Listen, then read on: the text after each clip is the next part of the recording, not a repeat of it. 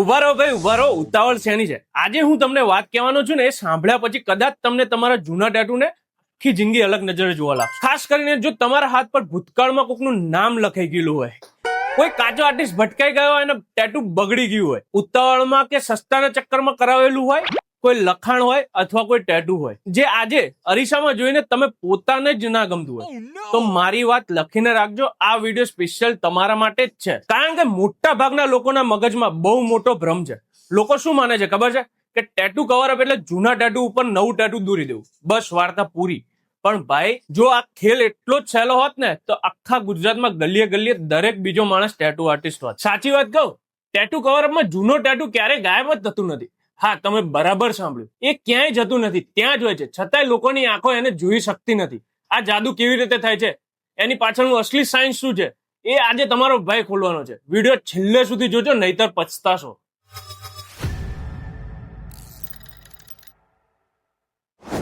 રામ રામ સીતારામ બધાને. કેમ છો બધા? મોજમાં ને?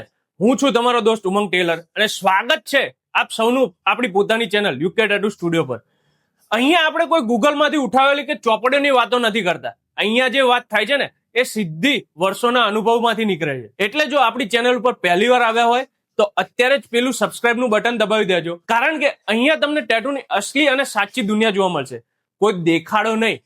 ચાલ ભાઈ, હવે સીધા મુદ્દા ઉપર આવીએ. હવે જુઓ, મારે તમને કોઈ મોટી મોટી ટેકનિકલ વાતો નથી કહેવી, એકદમ દેશી અને સરળ ભાષામાં સમજાવવું છે. મારી પાસે એક સફેદ કાગળ છે, બરાબર, અને આ હાથમાં મારી પાસે કાળી જાડી માર્કર છે. હવે હું આ કાગળની વચ્ચોવચ્ચ એક મોટો ઘાટો ધબ્બો કરું છું. લો, આ બની ગયો કાળો ધબ્બો. હવે મને એક વાતનો જવાબ આપો, જો હું કાળા ધબ્બા ઉપર પીળો કલર ઘસું કે ગુલાબી કલર કરું કે વાદળી કલર કરું, તો શું આ કાળો ધબ્બો અંદરથી ગાયબ થઈ જશે? નહીં થાય ને. ગમે એટલા ફાફા મારો, પણ કાળા રંગ ઉપર લાઇટ કલરનું જોડ ક્યારેય ન ચાલે. બસ સેમ ટુ સેમ આ જ નિયમ આપણી ચામડી પર લાગુ પડે છે ભાઈ. ઘણા ક્લાયન્ટ સ્ટુડિયોમાં આવે છે અને હસતા કહે છે, ઉમંગભાઈ, આ જૂનું કાળું નામ લખેલું છે ને, એની ઉપર એક સરસ મજાનું દોડ્યું પતંગિયું બનાવી દો. ઉમંગભાઈ, આની ઉપર એક નાનું એવું ગુલાબ દોરી દો ને, એટલે નામ ઢંકાઈ જાય. અરે મારા વાલા, જો આ સામાન્ય કાગળ ઉપર પણ કાળો રંગ નથી દબાતો, તો તમારી ચામડીની અંદર જે ઇંક બેસી ગઈ છે એની ઉપર લાઇટ કલર કેવી રીતે ચાલશે? ટેટુનો કાળો રંગ સ્કિનના અંદરના લેયર સુધી ઉતરી ગયો છે. એને તમે ઉપરથી ગમે એટલા કલર મારો, એ ગાયબ નહીં થાય. પછી સવાલ એ થાય, કવર અપ કેવી રીતે થશે? બસ અહીંથી જ શરૂ થાય છે એક સાચા આર્ટિસ્ટના મગજનો ખેલ. અને આ જગ્યાએ 90% લોકો થાપ ખાઈ જાય છે. લોકોને એવું લાગે છે કે જૂની ડિઝાઇન ઉપર નવી ડિઝાઇન ચોટાડી દીધી એટલે કવર અપ થઈ ગયું. ના ભાઈ ના, એને કવર અપ ના કહેવાય, એને લીપાપોતી કહેવાય. જ્યારે કોઈ પણ ક્લાયન્ટ મારા સ્ટુડિયો પર કવર અપ માટે આવે છે ને, ત્યારે સૌથી પહેલા એની ડિઝાઇન નથી જોતો. હું એના જૂના ટેટુને બારીકાઈથી ચેક કરું છું. એની લાઈન કેટલી જાડી છે, કયો ભાગ સૌથી વધારે કાળો છે, એનો શેપ કેવો છે અને કઈ બાજુથી કલર લાઇટ પડે છે, આ બધું સમજવું પડે. કારણ કે કવર અપનો અસલી નિયમ શું છે ખબર છે? અમે જૂના ટેટુ સામે લડતા નથી, અમે જૂના ટેટુને મિત્ર બનાવી દઈએ છીએ, એને આપણી નવી ડિઝાઇનની અંદર ભીડવી દઈએ છીએ. ઘણી વાર એવું બને કે જૂના ટેટુની જે જાડી કાળી લાઈન હોય ને, એ નવી ડિઝાઇનમાં મેઇન લાઈન બની જાય. જૂનો જે કાળો ધબ્બો હોય એ નવી ડિઝાઇનમાં એવો શેડિંગનો ભાગ બની જાય કે ખબર જ ન પડે. જો કોઈનું નામ લખેલું હોય તો એ સિંહના મોઢાના વાળમાં એવી રીતે સેટ થઈ જાય કે નામ ગાયબ. કોઈ કાળી લાઈન હોય ગુલાબની પાંખડીની કિનારી બની જાય, અથવા ફિનિક્સ પક્ષીના પાંખના પીછામાં ખોવાઈ જાય. એટલે જ્યારે નવું ટેટુ બનીને તૈયાર થાય છે ને, ત્યારે જોનાર માણસ ગોથા ખાઈ જાય કે એને સમજાય જ નહીં કે આમાં જૂનો ભાગ કયો હતો ને નવો કયો છે. આને જ કહેવાય અસલી કળા. તમને આપણી ભાષામાં એક જોરદાર ઉદાહરણ આપું. આપણે જ્યારે નવરાત્રીમાં ગરબા રમવા જઈએ, બરોબર, ગ્રાઉન્ડ પર હજારો લોકો ગરબા રમતા હોય, પણ તમારી નજર કોની પર જશે? જે માણસે સૌથી બેસ્ટ ટ્રેડિશનલ કપડાં પહેરીને આવ્યો હશે, જેનો ડ્રેસ સૌથી વધારે ચમકતો હશે અને જે સૌથી ધમાકેદાર ગરબા રમતો હશે, નજર સીધી ત્યાં જ ચોટશે. બાકીના હજારો લોકો બેકગ્રાઉન્ડમાં બ્લર થઈ જશે. બસ આ જ સાયન્સ કવર અપમાં કામ કરે છે. નવી ડિઝાઇનને એટલી મજબૂત, એટલી આકર્ષક ને પ્રોપર પ્લેસમેન્ટ સાથે બનાવવામાં આવે છે કે જોનારની નજર સીધી ડિઝાઇનના મેઇન પાર્ટ પર જ અટકી જાય. તમારું જૂનું ટેટુ બેકગ્રાઉન્ડના અંધારામાં ક્યાંક ગાયબ થઈ જાય છે. હવે એક બહુ મોટો પ્રશ્ન જે મને દર બીજો ક્લાયન્ટ પૂછે છે, ઉમંગભાઈ, ટેટુ કવર અપ તો કરવું છે, પણ ટેટુની સાઇઝ મોટી ના થવી જોઈએ. હો, જેટલું છે એટલામાં જ પૂરું કરી દો ને. અરે મારા ભાઈ વાલા, જો આ સાઇઝ મોટી નહીં કરીએ તો નવી ડિઝાઇનની ડિટેલિંગ ક્યાં જશે?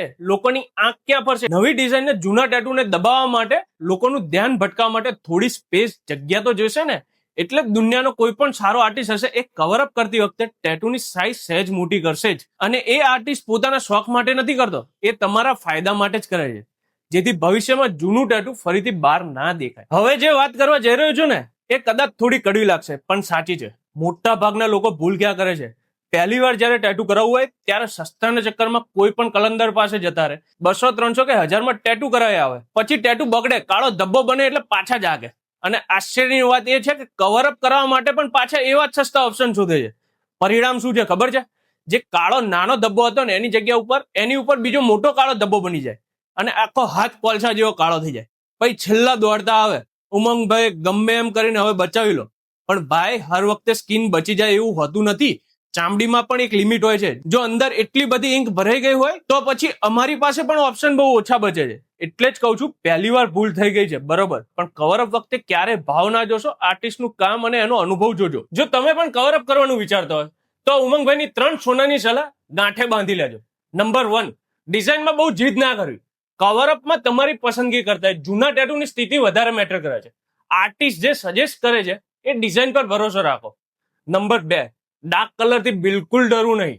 ઘણા લોકો કહે છે મારે કાળો રંગ નથી જોઈતો, પણ ભાઈ કવરઅપમાં બ્લેક, ડાર્ક બ્લુ કે ઘટ્ટો ગ્રીન કલર જ તમારો સાચો મિત્ર બનશે. નંબર 3, વોટ્સએપ પર ફોટો મોકલીને ક્યારે ડિસિઝન ના લેવું. ફોટામાં અને અસલી ચામડીમાં બહુ ફેર હોય છે. રૂબરૂ સ્ટુડિયો પર જાઓ, આર્ટિસ્ટને તમારી સ્કિન ચેક કરવા દો અને પછી જ પાક્કું ડિસિઝન લો. તો મારા વાલા ભાઈઓ, આજે આખું ખેલ સમજાઈ ગયો ને. ટેટુ કવરઅપ એ કોઈ જાદુ નથી કે મશીન મારીને ગાયબ થઈ ગયું, પણ એક સાચા આર્ટિસ્ટની કલા છે જે જૂની લાઈનો અને કાળા ભાગને નવી ડિઝાઇનમાં એવી રીતે વણી લે છે કે પછી કોઈ પકડી જ ના શકે અહીંયા પહેલા કંઈક હતું. જો આજે આ વિડીયોમાંથી કંઈક નવું અને સાચું શીખવા મળ્યું હોય તો વિડીયોને 1 લાઈક જરૂર ઠોકજો. અને હા, નીચે કોમેન્ટ બોક્સ ખુલ્લું જ છે, અત્યારે જ જઈને લખો મારી પાસે પણ કવરઅપ વાળું ટેટુ છે, અથવા તમારો જે પણ પ્રશ્ન હોય એ લખો. તમારો ભાઈ દરેક કોમેન્ટ વાંચે છે અને પોતે જવાબ આપશે. હું હતો તમારો દોસ્ત ઉમંગ. મળ્યા આગલા વિડીયોમાં કોઈ જોરદાર કડક માહિતી સાથે. ત્યાં સુધી બધાને જય શ્રી કૃષ્ણ, રામ રામ, આવજો.